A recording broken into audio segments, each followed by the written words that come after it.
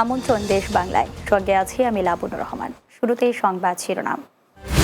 কমতে শুরু করেছে দেশের পেঁয়াজের দাম। হিলি বন্দরে 90 টাকা দরে ভারতীয় পেঁয়াজ এখন বিক্রি হচ্ছে 32 থেকে 38 টাকায়।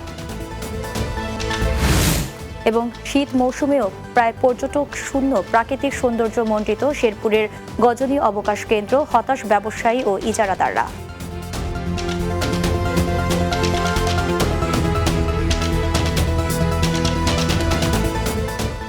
শুনছিলেন শিরোনাম, এবারে বিস্তারিত।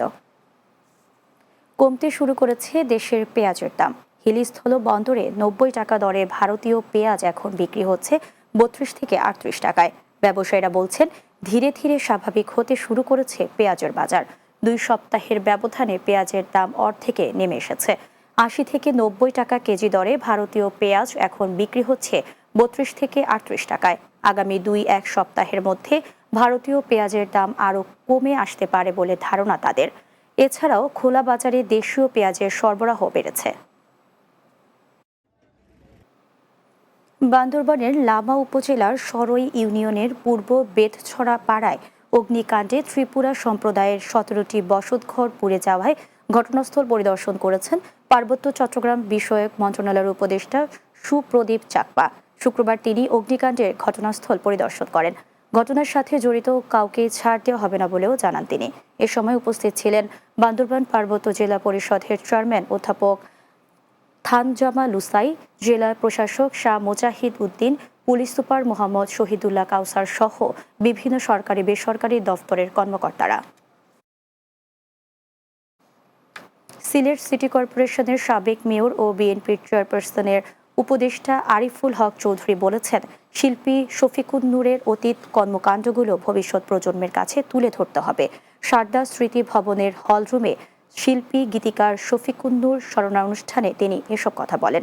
শফিকুন নূর স্মৃতি সংসদের আহ্বায়ক শাহ মোহাম্মদ আলী নূরের সভাপতিত্বে সভায় আলোচক হিসেবে বক্তব্য রাখেন বিশিষ্ট সঙ্গীত শিল্পী হিমাংশু বিশ্বাস, চন্দনা মজুমদার, জামাল উদ্দিন হাসান বান্না, কবি ডক্টর মোস্তাক আহমদ দিন সহ আর অনেকে। বিএনপির ভারপ্রাপ্ত চেয়ারম্যান তারেক রহমান ঘোষিত রাষ্ট্র কাঠামো মেরামতের 31 দফা বাস্তবায়নের লক্ষ্যে ব্রাহ্মণবাড়িয়া জেলা বিএনপি অঙ্গ ও সহযোগী সংগঠনের উদ্যোগে সমাবেশ অনুষ্ঠিত হয়েছে। শহরের জাতীয় বীর আব্দুল কুদ্দুস মাখন পৌর মুক্ত মঞ্চে এ সমাবেশ অনুষ্ঠিত হয়। জেলা বিএনপির সাবেক সভাপতি হাফিজুর রহমান মোল্লা কোচির সভাপতিত্বে এতে বক্তব্য রাখেন জেলা বিএনপির সাবেক সাধারণ সম্পাদক জহিরুল হক খোকন, সাবেক যুগ্ম সাধারণ সম্পাদক ABM মুমিনুল হক, সাবেক কোষাধ্যক্ষ জসিম উদ্দিন রিপন সহ আর অনেকে।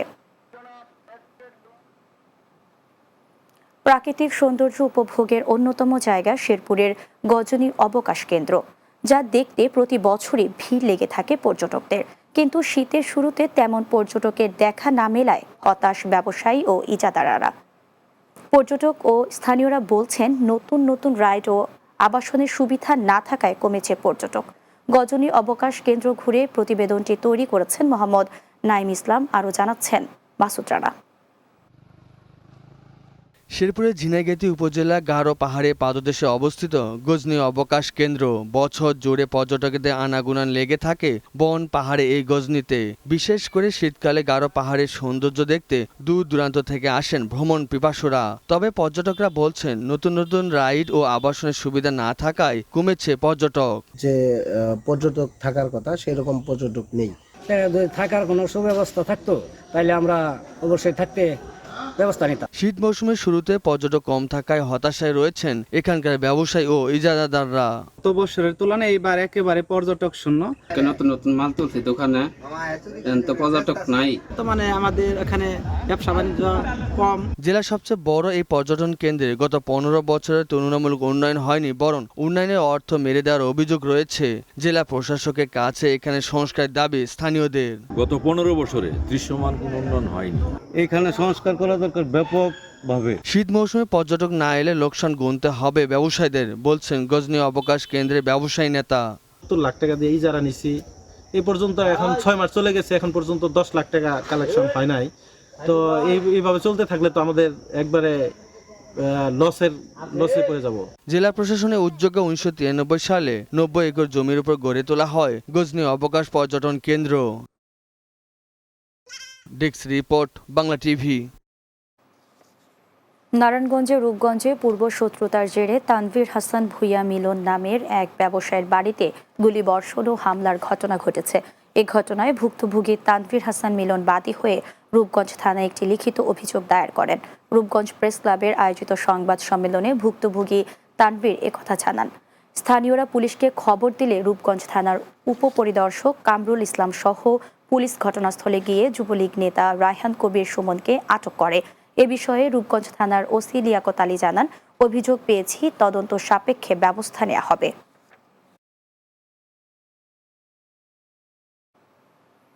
দেশ বাংলায় নিচ্ছি বিরতি, ফিরে এসে অন্যান্য সংবাদের সাথে আরও যা থাকছে।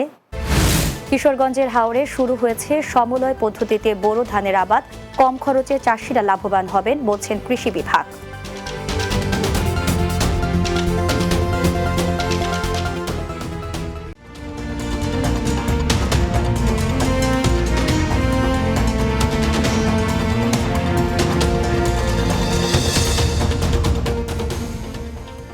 বিরতির পর আবারও স্বাগত দেশ বাংলায়। কিশোরগঞ্জের হাওরে শুরু হয়েছে সমলয় পদ্ধতিতে বোরো ধানের আবাদ। কৃষিতে যান্ত্রিকীকরণে কৃষকদের উৎসাহিত করতে চাষাবাদের নতুন দিগন্তের সূচনা করেছে এই আধুনিক পদ্ধতি। আর এতে করে কম খরচে ঝুঁকিমুক্ত চাষের মাধ্যমে কৃষকরা বেশি লাভবান হবেন বলে জানিয়েছে কৃষি বিভাগ। কিশোরগঞ্জ থেকে মুনার হোসেন রনির তথ্য ছবিতে ডেস্ক রিপোর্ট। বোরো মৌসুমকে সামনে রেখে কিশোরগঞ্জের হাওরে শুরু হয়েছে সমলয় পদ্ধতিতে বোরো ধানের চাষাবাদ। সাজানো গোছানো সারি সারি প্লাস্টিকের ট্রেতে বীজ ধান বপন করে তৈরি করা হয়েছে বীজতলা।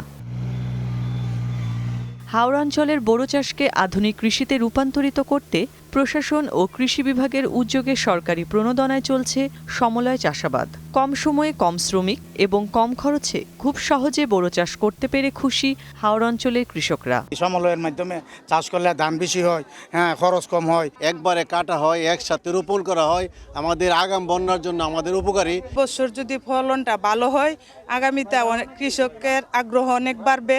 কৃষি বিভাগের কর্মকর্তারা জানান, যান্ত্রিকীকরণের মাধ্যমে সমলয় পদ্ধতিতে হাওরে হাইব্রিড জাতের ধানের আবাদ হচ্ছে। এজন্য কৃষকদের বিনামূল্যে বীজ সার সহ দেয়া হচ্ছে যান্ত্রিক সহযোগিতা। এই সমলয় পদ্ধতিতে আমরা খুবই অল্প সময়ে আমরা বীজতলা লাভ করতে পারছি এবং একই সময়ে খুব দ্রুত সময়ের মধ্যে আমরা অনেক বিস্তর জমিতে আমরা ধান রোপণ করতে পারছি। বন্যা, প্রাকৃতিক দুর্যোগ সহ লেবার ক্রাইসিস, কৃষি যে সমস্ত চ্যালেঞ্জ আছে এই সমস্ত চ্যালেঞ্জ থেকে চ্যালেঞ্জ মোকাবেলার জন্য এই প্রযুক্তিটা খুবই গুরুত্বপূর্ণ।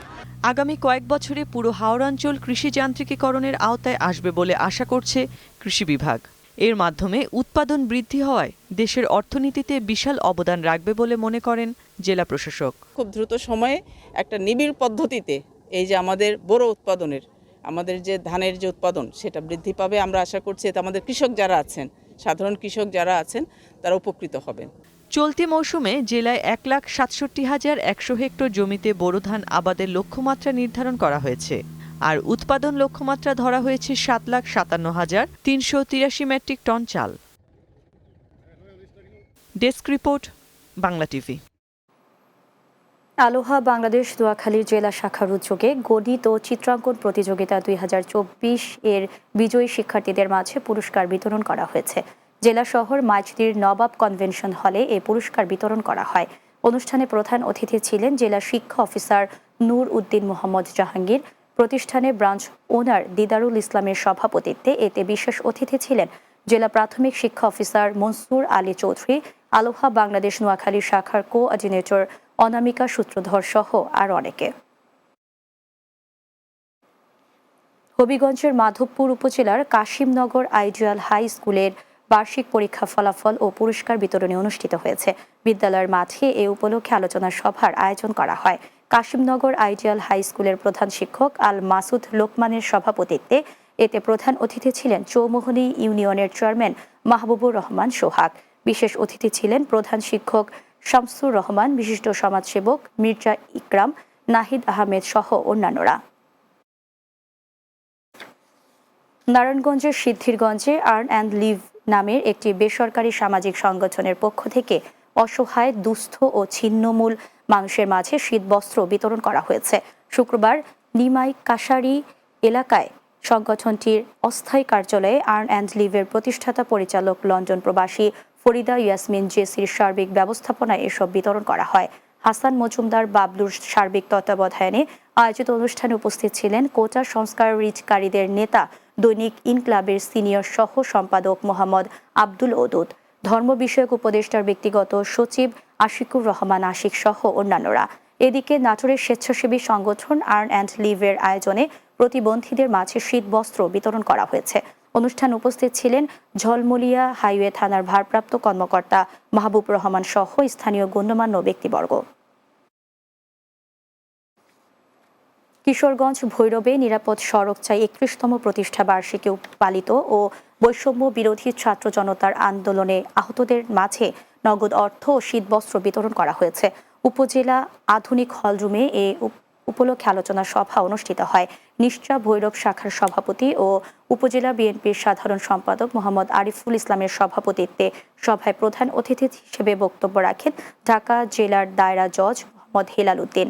এছাড়া বিশেষ অতিথি হিসেবে বক্তব্য রাখেন ভৈরব উপজেলা নির্বাহী কর্মকর্তা শবনম শারমিন, সহকারী পুলিশ সুপার নাজমুস সাকিব সহ অন্যান্যরা।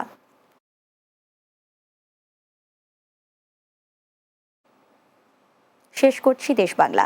যাওয়ার আগে সংবাদ শিরোনামগুলো জানিয়ে দিয়েছি আরও একবার। কমতে শুরু করেছে দেশের পেঁয়াজের দাম। হিলি বন্দরে 90 টাকা দরের ভারতীয় পেঁয়াজ এখন বিক্রি হচ্ছে 32 থেকে 38 টাকায়। শীত মৌসুমেও প্রায় পর্যটক শূন্য প্রাকৃতিক সৌন্দর্য মণ্ডিত শেরপুরের গজনী অবকাশ কেন্দ্র, হতাশ ব্যবসায়ী ও ইজাদাররা। এবং কিশোরগঞ্জের হাওরে শুরু হয়েছে সমন্বয় পদ্ধতিতে বোরো ধানের আবাদ, কম খরচে চাষিরা লাভবান হবেন বলছেন কৃষি বিভাগ।